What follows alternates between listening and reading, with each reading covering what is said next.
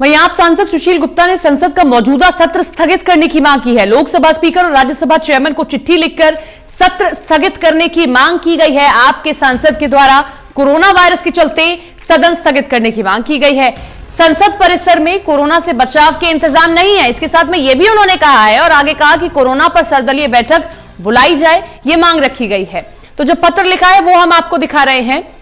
हालांकि पहली भी ऐसी मांग उठी है, हरसिमरत कौर ने भी यह मांग उठाई थी कि अब जो ये सत्र चल रहा है इसे 18 मार्च तक ही चलाया जाए, और क्योंकि कोरोना वायरस से संक्रमित मरीजों की संख्या भी बढ़ रही है और मास गैदरिंग में जाने से लोगों को रोका जा रहा है, और क्योंकि अब बार बार वहां पर लोग पहुंच रहे हैं, संसद में सत्र चल रहा है, मास गैदरिंग हो रही है, इसीलिए अब सत्र को भी टाल दिया जाए या स्थगित किया जाए।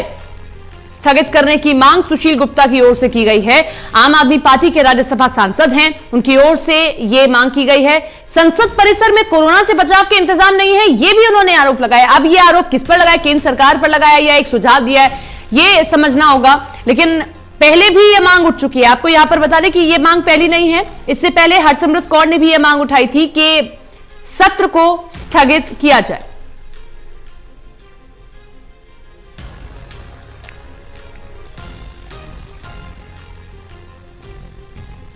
घोषित किया है। देश के सभी महत्वपूर्ण संस्थानों पे कोरोना वायरस की चेकिंग का पूरा प्रबंध किया गया है। मैंने 5 मार्च को राज्यसभा के सभापति महोदय को लिखा था कि संसद के अंदर भी पूरे देश की कैबिनेट, इतने सभी सांसद, इतने अधिकारी, इतने कर्मचारी और अनेकों विजिटर यहाँ पर आते हैं। सुरक्षा कर्मचारी हैं, मीडिया के लोग हैं। यहाँ पे भी कोरोना वायरस से संबंधित सारी सावधानियों का इस्तेमाल किया जाना चाहिए। थर्मल स्कैनिंग संसद के अंदर होनी चाहिए। कोरोना संक्रमित देशों से कोई यात्री अगर आया है तो उसका संसद में प्रवेश वर्जित होना चाहिए। वहां से आने वाले लोगों से कोई मिला है तो उनका प्रवेश वर्जित होना चाहिए। कुलदीप शर्मा हमारे साथ में, हमारे सहयोगी जुड़ गए। कुलदीप, 5 मार्च को यह खत लिखा गया था, अभी तक जवाब नहीं मिला है, और इसी के साथ में यह भी कहा है कि कोरोना वायरस से लड़ने के लिए संसद परिसर में उचित तैयारियां नहीं है, तो इससे अच्छा है कि आप स्थगित कर दीजिए।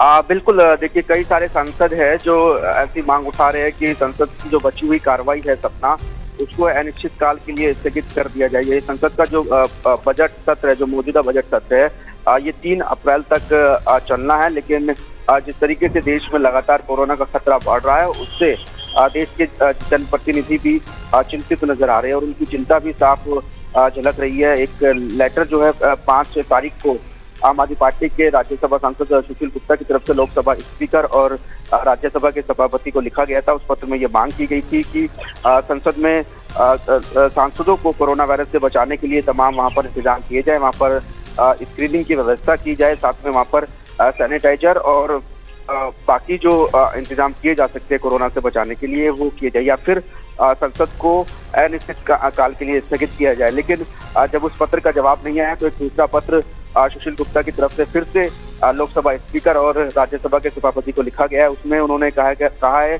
और नाराजगी भी अपनी जाहिर की है कि 5 तारीख को उन्होंने पत्र लिखकर ये मांग की थी कि या तो संसद में सांसदों को कोरोना वायरस से बचाने के इंतजाम किए जाए या फिर संसद की कार्रवाई को स्थगित कर दिया जाए। लेकिन उसका जवाब नहीं मिला तो उन्होंने ऐसे ही मांग फिर से इस अपने नए पत्र में भी की है। ये जो मौजूदा सत्र है 3 अप्रैल तक चलना है, लेकिन सिर्फ सुशील गुप्ता ऐसे पहले सांसद नहीं है जो इस तरीके की मांग कर रहे हैं, जो संसद की कार्रवाई को स्थगित करने की मांग उठा रहे हैं। इससे पहले भी कुछ और सांसद जो है वो इसी तरीके की कार्रवाई, इसी तरीके की मांग उठा चुके हैं। जो बीजेपी के सांसद है, राज्यसभा सांसद विजय गोयल ने भी एक ऐसा ही पत्र जो है लोकसभा स्पीकर को लिखा है और उन्होंने भी कहा है कि कोरोना से सांसदों को बचाने के लिए संसद की मौजूदा कार्रवाई को टालना ही बेहतर होगा। इसमें न सिर्फ संसद के मौजूदा सत्र को स्थगित करने की मांग की जा रही है, बल्कि सुशील गुप्ता की तरफ से ये भी मांग की गई है